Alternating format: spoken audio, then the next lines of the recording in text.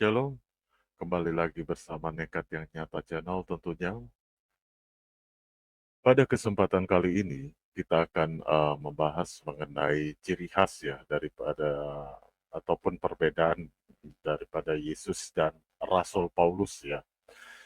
Em, kita langsung aja mulai pembahasannya pada kali ini. Jadi tentang Yesus dan Rasul Paulus ini adalah eh, apa ya, ikon atau tokoh gitu yang menjadi sorotan di dalam pemahaman kekristenan, di dalam iman kekristenan, dan tetapi mereka juga memiliki suatu peran ya, suatu fungsi dan peran yang berbeda berdasarkan sejarah kekristenan ya. Jadi meskipun ajarannya itu saling melengkapi, tetapi itu merujuk kepada untuk memahami perbedaan antara Yesus dan Paulus. Jadi kita harus melihat dari sudut aspek-aspeknya ya. Jadi kita mulai apa sih aspek-aspek yang kita harus perhatikan ya dalam memahami konteks Tuhan Yesus dan juga mengenai Rasul Paulus. Jadi Tuhan Yesus itu adalah Mesias ya. Jadi Mesias atau Sang Juru Selamat ini atau yang diurapi ini yang dijanjikan di dalam kitab Perjanjian Lama uh, tentang anak Allah dan juru selamat dunia gitu. Jadi Yesus Kristus ini adalah Tuhan yang menjadi manusia atau kita bisa sebut inkarnasi ya. Jadi di dalam ajaran kekristenan itu Tuhan Yesus juga dianggap sebagai sentral dari iman kekristenan karena kita bisa melihat di dalam hidupnya, kematiannya dan kebangkitannya yang dia taat sampai mati dan juga dia membawa peran keselamatan bagi umat manusia. Jadi peran Tuhan Yesus Kristus itu selain daripada yang saya sebutkan tadi itu mengajarkan tentang kerajaan Allah ya, tentang kasih dan juga tentang pengampunan dosa, keselamatan melalui iman ketika percaya kepada Yesus Kristus gitu. Itu bisa tertuang dalam Yohanes pasal 3 ayat 16 ya. Jadi dia pun hidup di dalam dunia ini sebagai suatu teladan yang sangat sempurna sekali dari bagaimana manusia itu seharusnya hidup sesuai dengan kehendak Tuhan. Jadi sebagai teladan ya. Dan dia juga memperlihatkan, menggambarkan bahwa pengorbanan hidupnya itu di kayu salib sebagai penebus dosa umat manusia dan juga ke, bangkit pada hari yang ketiga untuk memberikan pengertian mengenai jaminan hidup yang kekal. Tetapi kita perlu ingat juga kalau kita melirik di apa namanya di dalam di dalam konteks Rasul Paulus, jadi Paulus ini adalah seorang rasul ya, rasul yang menggambarkan apa ya atau lebih tepatnya itu mengajarkan Injil Kristus ini kepada bangsa-bangsa yang sebenarnya itu kebanyakan itu dari non Yahudi. Non Yahudi itu disebut gentil ya. Jadi dia pun juga menulis banyak sekali surat dan itu menjadi bagian dari perjanjian kita perjanjian baru gitu. Jadi sebelum namanya itu menjadi Paulus, dia pun nama aslinya itu juga dikenal sebagai Saul atau Saulus ya. Jadi dia juga dulunya itu seorang penganiaya orang-orang Kristen yang kemudian Rasul Paulus ini bertobat setelah mengalami pertemuannya dengan Tuhan Yesus Kristus gitu. Itu bisa kalian lihat di dalam Kisah Para Rasul 8, 9, 22, 26 itu kalian bisa lah lihat di situ ya. Kalian bisa baca aja di situ yang saya tadi rekomendasikan gitu. Jadi apa ya? setelah mengalami pertemuannya gitu, secara langsung dengan Tuhan Yesus itu, eee, di jalan menuju Damaskus. Jadi Paulus ini pun dia juga, dituntun untuk menjadi, seorang pengabar ya, dan juga mengajarkan Injil yang tentunya yang akan sangat berpengaruh untuk membangun, apa ya, pengikut-pengikut Kristus baik gereja-gereja di seluruh dunia ya. Jadi, kalian juga harus tahu gitu, bahwa hal tersebut dilakukan sebagai bentuk pelayanan dan baktinya kepada Tuhan Allah. Jadi mengenai, tentang pelayanan yang dialami oleh Yesus juga, Yesus itu lahir di Betlehem. Jadi sekitar, sekitar empat tahun tahun 4 sebelum Masehi, dan dia juga tumbuh di Nazaret, dan Tuhan Yesus juga berasal dari keluarga yang sederhana dan dikenal sebagai seorang tukang kayu karena ayahnya juga seorang tukang kayu. Jadi sebelum memulai pelayanannya di usia 30 tahun, Tuhan Yesus juga adalah seorang Yahudi dan kehidupannya juga, sepenuhnya itu berfokus kepada pengajaran, mujizat, dan pelayanan, bagi, setiap orang gitu, yang dia tunjukkan dalam, yang dia berniat untuk menunjukkan kemuliaan Allah itu. Kebanyakan tuh orang-orang miskin, orang-orang buta, orang-orang lumpuh, orang-orang yang kerasukan, sampai ke orang-orang yang mati itu bisa dibangkitkan oleh Kristus gitu, oleh Tuhan Yesus itu sendiri. Jadi Tuhan Yesus itu selama hidupnya itu di bumi, dia tidak pernah menulis buku ataupun surat gitu.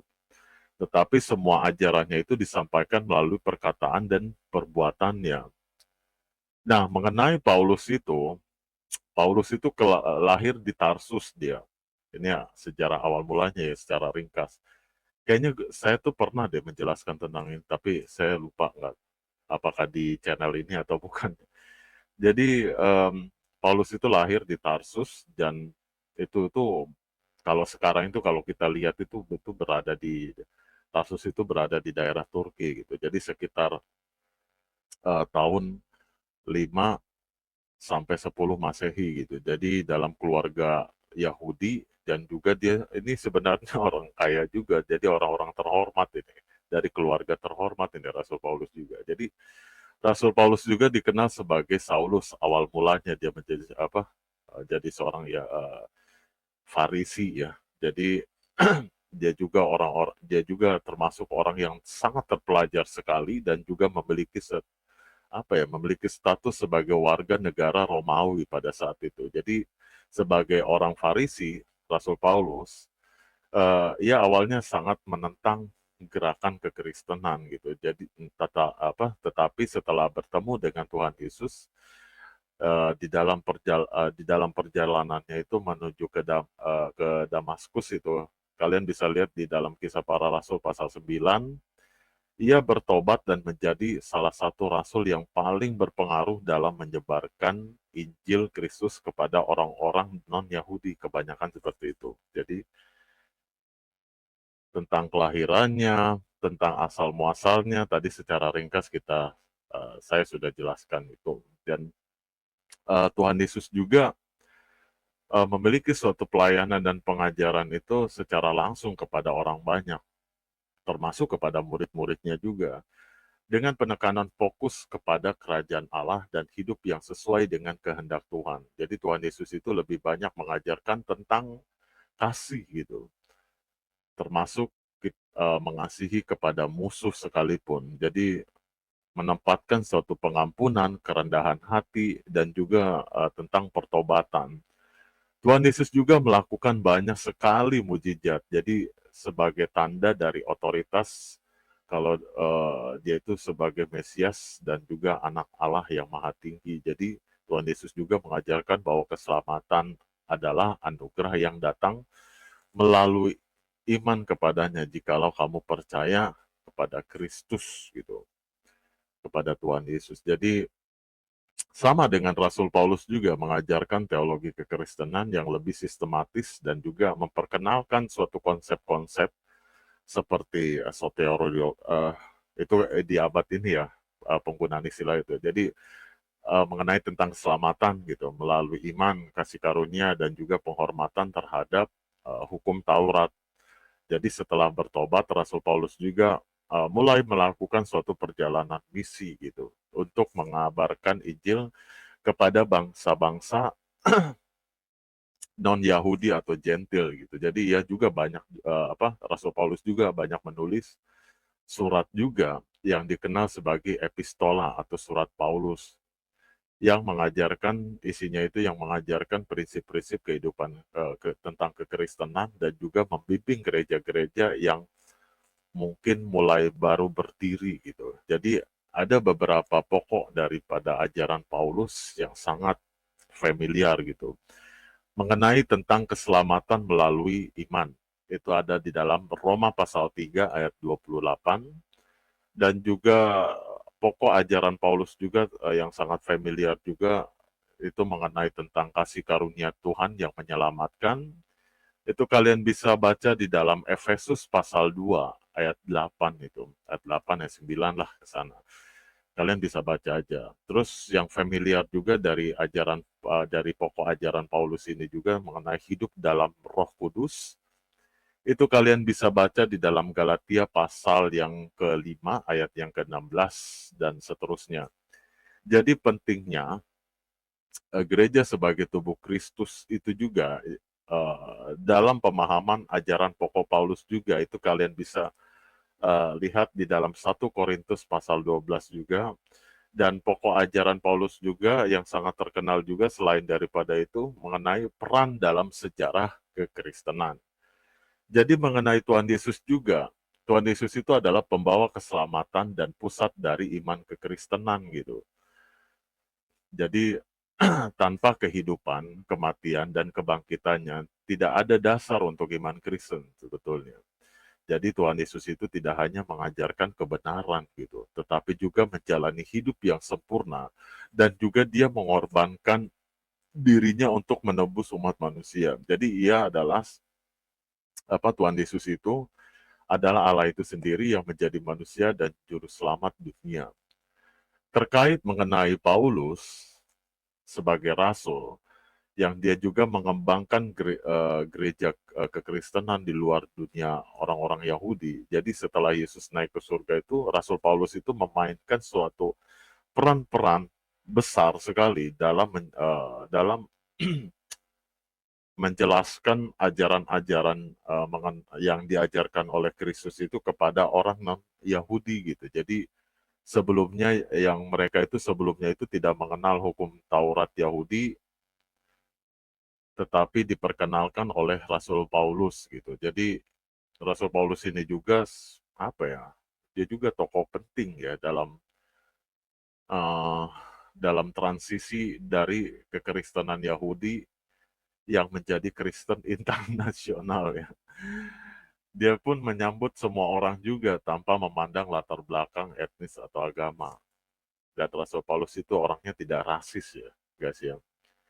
Terkait mengenai kehidupan dan kematian Tuhan Yesus Kristus itu, jadi Yesus itu hidup sekitar 33 tahun dan dia juga mati di kayu salib pada usia 30-an lah, 33-an lah kalau nggak salah.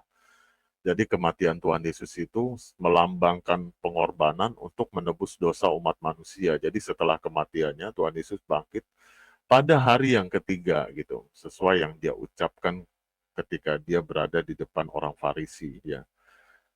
Dan menampakkan diri kepada murid-muridnya sebelum naik ke sorga gitu. Itu bisa kalian baca juga di dalam Kisah Para Rasul pasal 1 ayat 9. Jadi Rasul Paulus itu menjalani kehidupan yang sangat berjuang untuk menyebarkan Injil terkait Rasul Paulus ini. Jadi dia pun mengalami penderitaan yang sangat luar biasa sampai hidupnya itu berada di dalam penjara. Dia pun beberapa kali di penjara juga gitu dan akhirnya dia akhirnya Rasul Paulus itu mati martir ya. Jadi kemungkinan besarnya itu Dia mati martir itu di Roma pada masa pemerintahan Kekaisaran Nero ya. Jadi sekitar tahun 64 sampai 67 Masehi. Jadi walaupun tidak pernah bertemu Yesus secara langsung dalam kehidupannya, itu kan lewat mimpi ya. Tetapi Paulus memiliki suatu pengalaman pertobatan yang sangat mendalam dan Rasul Paulus pun punya peran besar dalam menulis surat-surat yang membentuk banyak ajaran kekristenan. Jadi tentang apa ya? Tentang perbedaan Tuhan Yesus dan Rasul Paulus juga itu sangat jelas ya. Sangat beda jauh sekali dengan Kristus. Jadi karena apa? Karena Rasul Paulus menjalankan itu semua itu karena tertuju kepada Kristus gitu sebagai pusat, sebagai teladan agung, teladan besarnya. Jadi Tuhan Yesus adalah Mesias yang hidup di dalam dunia dan menjadi teladan hidup yang sangat-sangat sempurna sekali untuk umat manusia. Tuhan Yesus pun mengajarkan secara langsung melalui perkataannya dan perbuatannya. Jadi sangat apa ya? Sangat aktual sekali gitu. Jadi terkait Paulus juga sebagai rasul dia pun menyebarkan Injil yang lagi-lagi dia itu merujuk kepada Kristus sebenarnya sebagai pusat itu. Jadi meskipun ia tidak mendengarkan secara langsung perkataan Yesus, maksudnya itu secara bertemu secara nyata gitu kan. Tetapi selama kehidupannya di bumi, Rasul Paulus itu mendapatkan wahyu dari Yesus Kristus melalui pengalaman pribadinya yang sangat dramatis dan dari pertemuan langsung di jalan menuju Damaskus itu. Kalian bisa lihat di dalam Kisah Para Rasul pasal 9 itu. Kalian bisa lihat di sana. Jadi saya menyimpulkannya begini, jadi Yesus itu Mesias Sang Juru Selamat yang datang untuk menyelamatkan umat manusia melalui hidupnya yang sempurna. Dan dia taat sampai mati di kayu salib juga dan dia pun bangkit pada hari yang ketiga dan kembali ke sorga. Jadi mengenai Paulus juga, dia pun seorang rasul dan penginjil yang menyebarkan Injil Kristus itu kepada bangsa-bangsa non-Yahudi atau Gentil dan apa ya banyak menulis surat-surat yang membentuk dasar teologi kekristenan gitu. Jadi mungkin seperti itu aja yang bisa saya jelaskan. Jadi meskipun Tuhan Yesus itu dan Paulus itu memiliki peran yang berbeda. Itu ibaratkan Rasul Paulus itu sebagai muridnya gitu. Sebagai muridnya walaupun tidak secara langsung dipilih langsung tetapi melalui pewahyuannya itu bisa dianggap dia dipilih oleh Kristus karena dia pun dijadikan alat untuk mengabarkan kabar baik ini kepada orang non-Yahudi gitu. Jadi itulah memiliki peran yang berbeda di dalam sejarah kekristenan antara Tuhan Yesus dan Rasul Paulus. Jadi ajaran Rasul Paulus pun mendukung dan memperluas ajaran Yesus juga. Jadi terutama dengan menekankan keselamatan melalui iman dan kasih karunia. Jadi basic Paulus itu seperti itu sebetulnya. Mungkin itu saja yang bisa saya jelaskan secara ringkas, karena kalau saya jelaskan terlalu panjang nanti apa ya, kelamaan ya, takutnya jenuh gitu. Oke, sampai ketemu di pembahasan selanjutnya dengan topik-topik yang baru dan terhangat dan fresh new. Sampai ketemu di next video selanjutnya di channel Nekat yang Nyata, Nekat yang Nyata channel ini. Sampai ketemu. God bless you. Tuhan Yesus memberkati.